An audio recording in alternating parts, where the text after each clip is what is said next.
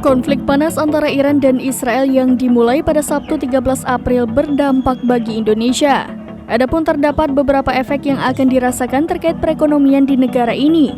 Salah satunya diperkirakan harga minyak akan mengalami kenaikan. Dikutip dari kontan.co.id, hal tersebut disampaikan oleh seorang ekonom Yusuf Randy Manilet. Ia menilai eskalasi konflik Iran-Israel dipastikan berdampak pada perekonomian global termasuk Indonesia. Kondisi itu dikarenakan Indonesia sangat bergantung pada impor minyak. Sementara Selat Hormuz di Iran menurut Randy harga minyak bisa saja lebih tinggi jika ketegangan Iran-Israel terus berlanjut. Dengan begitu menurut Randy pemerintah perlu melakukan penyesuaian kebijakan fiskal untuk kenaikan harga minyak itu.